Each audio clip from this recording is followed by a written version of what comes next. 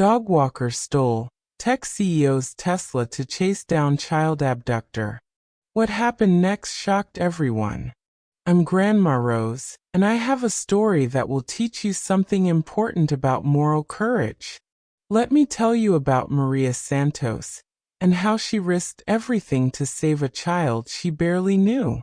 If you're new here, make sure to subscribe because I have so many stories like this that will restore your faith in humanity.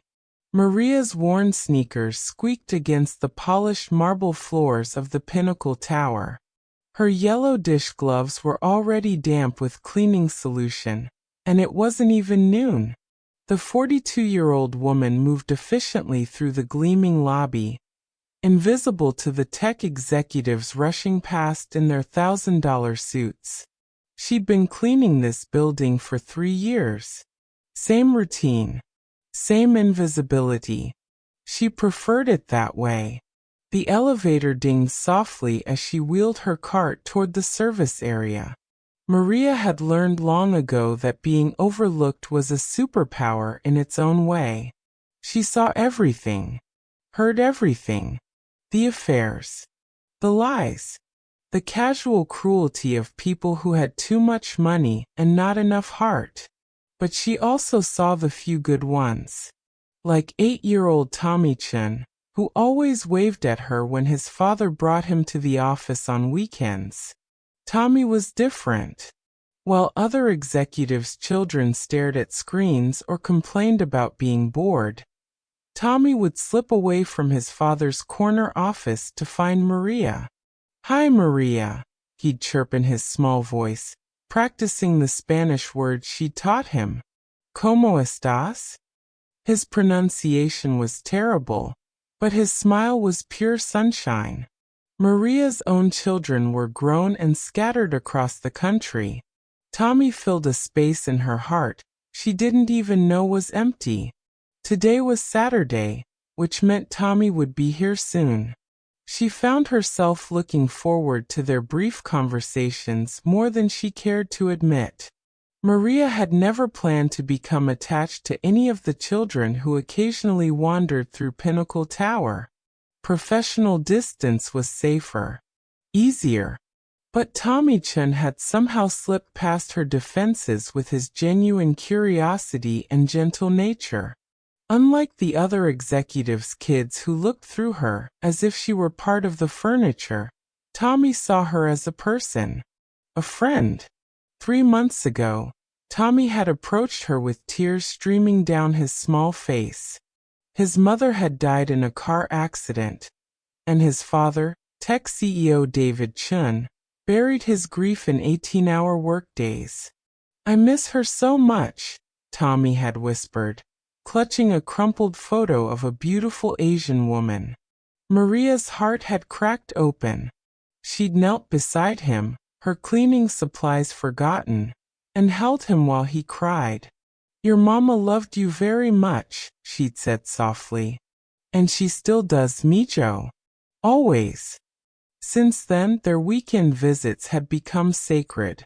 Tommy would help her organize supplies, chattering about school, or asking about her life in El Salvador before she came to America. Maria would sneak him cookies from the executive break room, and teach him Spanish phrases his mother would have wanted him to know.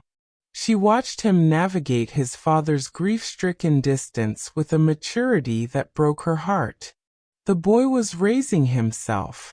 David Chun was brilliant, ruthless, and completely disconnected from his son's emotional needs. Maria had watched him cancel weekend plans with Tommy 3 times in the past month, always for another conference call or emergency meeting. The man was drowning his grief in work, leaving his son to drown in loneliness. She'd seen this pattern before in wealthy families, parents who provided everything except presents. But today felt different. Tommy hadn't appeared by his usual time. Maria glanced at her phone.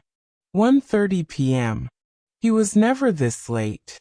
A cold finger of worry traced her spine as she finished mopping the 32nd floor. Something was wrong. She could feel it in her bones. The same instinct that had kept her alive during the Civil War in El Salvador. Danger was coming, and it was heading straight for the little boy who'd become the grandson she'd never had. Maria's phone buzzed with a text from an unknown number. Her hands trembled as she read the message meant for David Chen. "We have your son. $10 million in Bitcoin. No police or the boy dies. You have 2 hours." Attached was a photo of Tommy, bound and terrified in the back seat of a dark SUV. His Spider-Man backpack was visible beside him. The phone clattered to the marble floor. Maria's legs buckled beneath her as the image burned into her retinas. Tommy's eyes were wide with terror, exactly like her own son's had been during the war. But this wasn't El Salvador 30 years ago. This was supposed to be safe, wealthy, protected. How had someone taken him from this fortress of security? She snatched up the phone with shaking fingers and called David Chen's private line. Voicemail. His office line. No answer. His assistant informed her curtly that Mr. Chen was in meetings until 4 p.m. and couldn't be disturbed for any reason. "This is an emergency," Maria pleaded. "His son." The line went dead. Corporate protocol was more important than a child's life. 911 was her next call, but the kidnapper's words echoed in her mind. "No police or the boy dies." The dispatcher was efficient but distant. "Ma'am, without confirmation from the parent, we can't." Maria hung up in frustration. Red tape and procedures. While Tommy sat terrified in a stranger's car, bureaucrats shuffled papers and followed rules. Time slipped away like sand through her fingers. 1:45 p.m. She had to find David Chen herself. Maria abandoned her cleaning cart and ran toward the executive elevator, her heart hammering against her ribs. The security guard stepped forward, blocking her path. "Service elevator only," he said firmly. She tried to explain, but he'd already turned away, dismissing her like she was nothing. Like Tommy was nothing. The building that had felt like a second home now felt like a prison, designed to keep people like her in their place while children died. Maria pressed herself against the cold marble wall outside the executive conference room, listening to David Chen's voice drone on about quarterly projections and market penetration. Through the glass doors, she could see him at the head of the table, laser-focused on his presentation while his son's life hung in the balance. She knocked frantically on the glass. David's assistant waved her away with an annoyed gesture. The text had come 40 minutes ago. Tommy had been missing for who knows how long before that. Every second that ticked by reduced his chances of survival. Maria had seen what desperation could do to people, what they were capable of when cornered. The kidnappers wouldn't hesitate to hurt Tommy if their demands weren't met, or if they felt threatened. She thought of proper channels, official procedures, the way things were supposed to work. Call the police. Let them handle it. Follow the rules. But the rules were written by people who'd never watched a child disappear into violence, never felt the specific terror that came with powerlessness. The rules assumed everyone had equal access to help, equal voice, equal worth. Maria knew better. In the parking garage beneath the building sat David Chen's pristine Tesla Model S Plaid, worth more than Maria earned in 3 years. She knew where he kept the spare key. She'd cleaned his office enough times to see him fumble with the magnetic box under the rear bumper when he forgot his primary fob. The car had GPS cameras, could probably track down anyone with the right technology.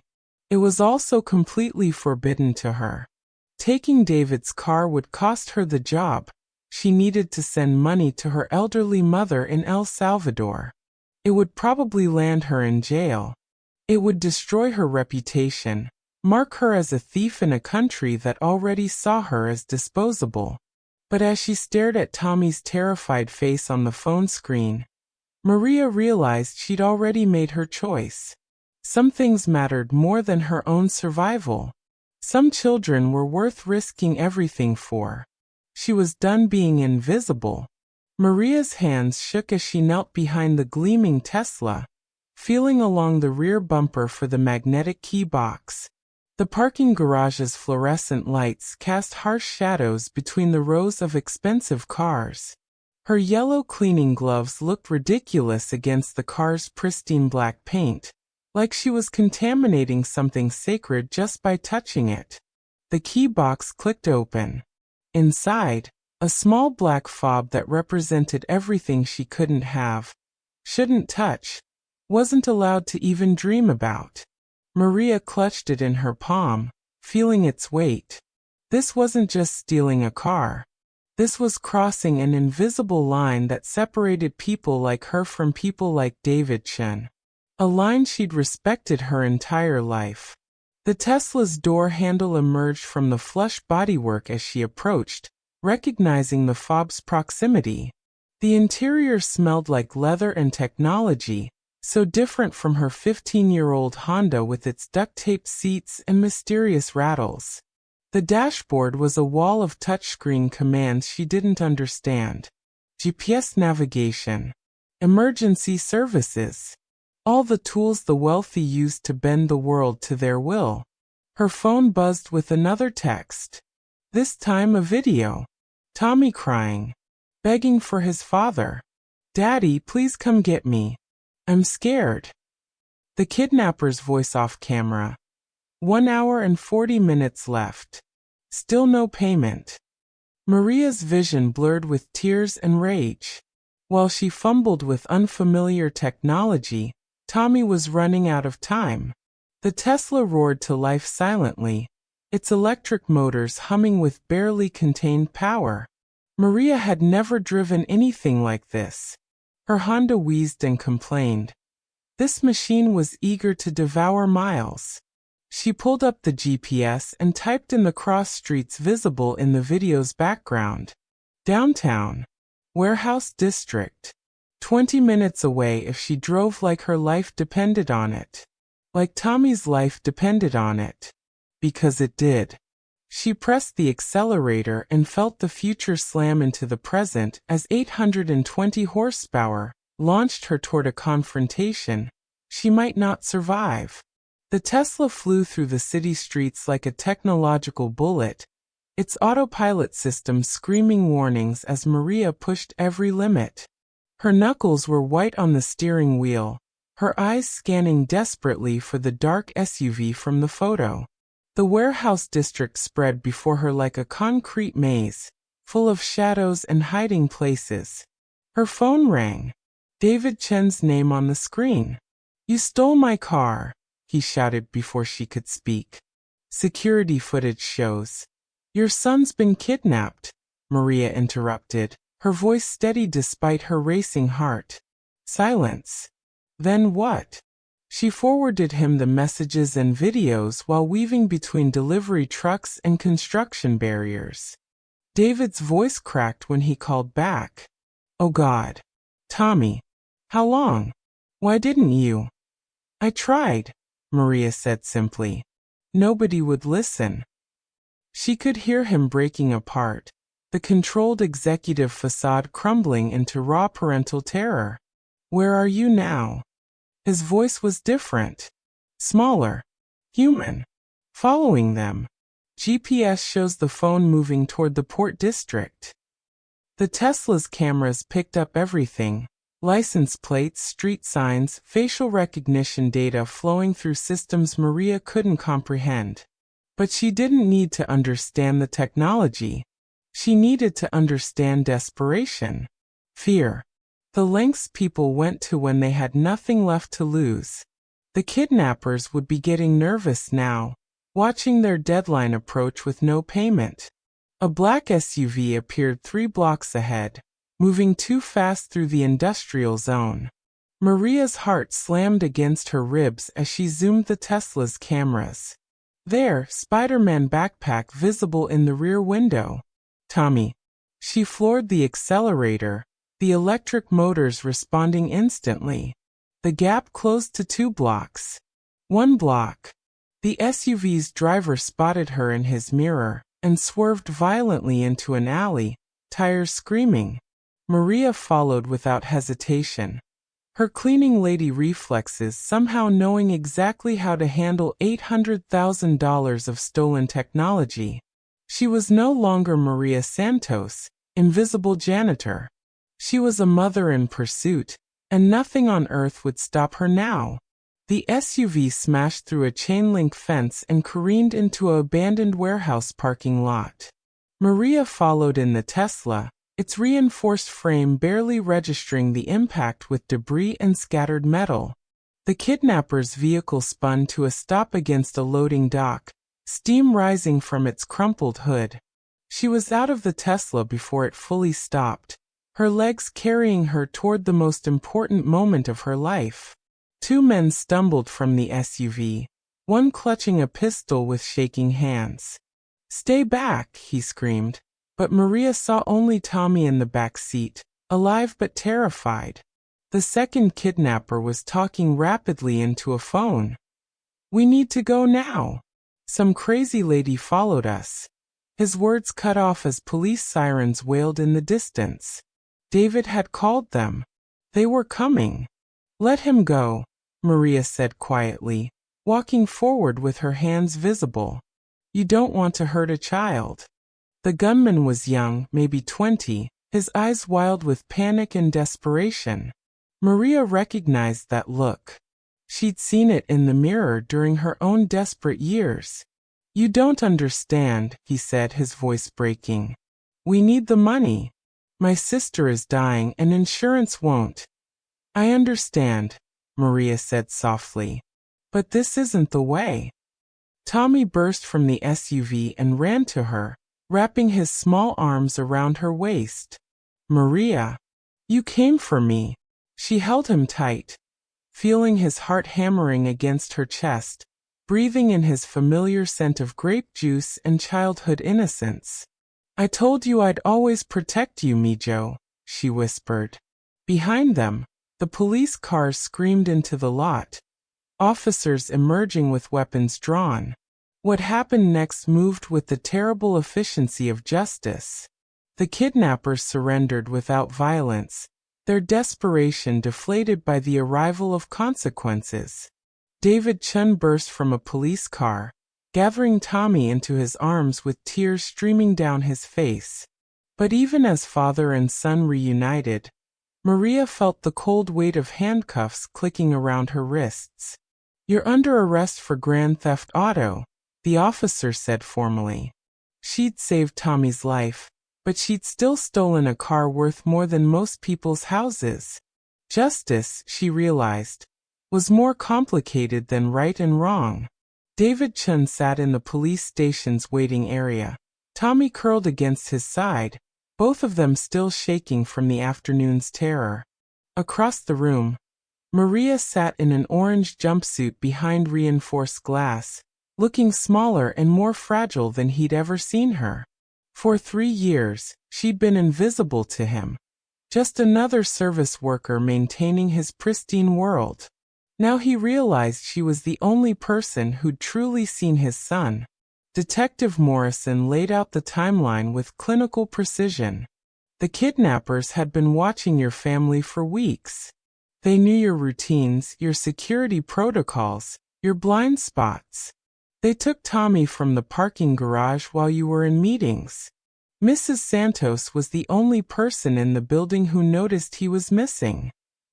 David's throat constricted. His son had been in mortal danger while he discussed market projections. The detective continued. "She tried to reach you multiple times. Your assistant blocked her calls. Security prevented her from accessing the executive floor. Standard corporate protocol." Each word was a knife twist of realization. The system he'd built to protect his privacy had nearly cost Tommy his life. While Maria had been desperately trying to save his son, He'd been unreachable, insulated by layers of bureaucracy and privilege. She could have waited for you to come out of the meeting, Detective Morrison said. Could have kept trying proper channels. Instead, she made a split-second decision to break the law in order to save a life. The GPS data shows she drove straight to the kidnapper's location without hesitation. No stops, no detours. Pure instinct. David watched Maria through the glass, seeing her clearly for the first time. Not a cleaning lady. A warrior. Tommy tugged at his father's sleeve. Daddy, Maria teaches me Spanish. She shows me pictures of her family in El Salvador.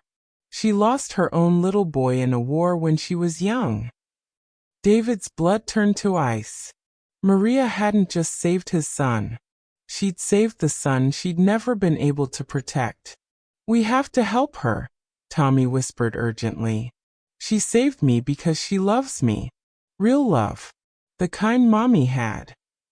David looked at his son's earnest face and realized that an 8-year-old understood something about love and sacrifice that he'd completely missed. It was time to learn. The video went viral within hours. Security footage from the Tesla showed Maria's desperate chase through the city. Her voice steady and determined as she spoke with police dispatchers and David on the phone. The contrast was impossible to ignore.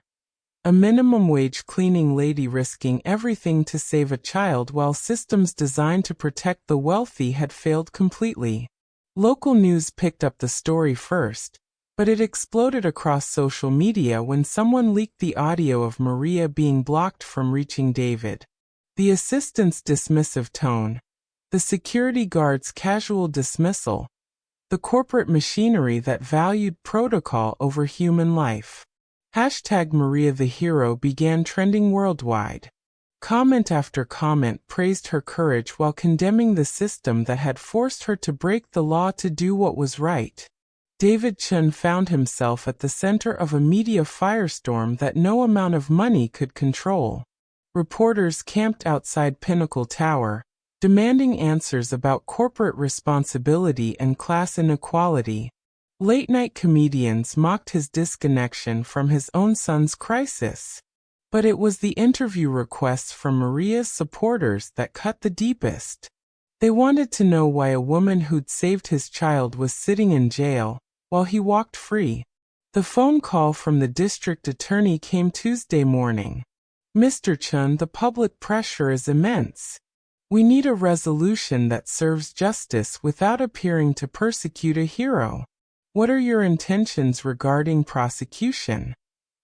David stared out his office window at the protesters below, holding signs reading "Free Maria" and "Heroes don't deserve jail." He thought about Tommy's words about love and sacrifice, about the invisible people who made his world possible. That afternoon, David Chun stood before a forest of microphones and cameras. His prepared statement was brief. Maria Santos didn't steal my car. She borrowed it to save my son's life when I failed to protect him myself. I'm dropping all charges and establishing the Maria Santos Foundation for Child Safety, with her as its first director. Sometimes the real crime isn't breaking the law. It's having laws that make heroism illegal. The crowd erupted in cheers, but David was already walking away, heading to the jail where a hero waited for her freedom. 6 months later, Maria Santos walked through the same Pinnacle Tower lobby where her extraordinary journey had begun. But everything had changed. The marble floors still gleamed, but now they reflected a woman who'd been transformed by her own courage. She wore a tailored business suit instead of yellow cleaning gloves, carried a briefcase instead of supplies, and walked with the confidence of someone who'd discovered her own worth. The Maria Santos Foundation occupied the entire 20th floor, its mission simple but revolutionary, ensuring that every child's safety mattered regardless of their parents' wealth or status. Maria had become a nationally recognized advocate for child protection, speaking at conferences, and working with lawmakers to reform systems that prioritized protocol over people. Tommy was her constant companion at public events, introducing her as the bravest person in the world. David Chun had kept his word completely, but more importantly, he'd kept his son. The crisis had shattered his workaholic routine and rebuilt their relationship from the ground up. Weekend visits to Maria's office had become sacred family time, with Tommy practicing Spanish while his father learned about courage from a woman who taught him everything about love. Their family had expanded to include Maria as an honorary grandmother, the role she'd been born to fill. The two kidnappers had received light sentences in exchange for cooperation, their desperation born from a healthcare system that failed them as surely as corporate protocol had failed Tommy. Maria visited them in prison, offering the same compassion she'd shown David. A second chance to become better than their worst moment. Justice, she'd learned, meant helping people find their way home to their better selves. That evening, Maria stood in her new apartment overlooking the city lights, thinking about the invisible army of workers who kept the world running. Tomorrow she would announce the Foundation's next initiative: emergency contact systems that couldn't be blocked by assistants, security protocols that recognized real emergencies, and most importantly, training programs to help people see the heroes hiding in plain sight. Because mothers don't always give birth, and heroes don't always wear capes. Sometimes they wear yellow dish gloves and have hearts big enough to risk everything for love. If you enjoyed this story, don't forget to give it a thumbs up and hit that subscribe button for more emotional, dramatic, and unexpected tales.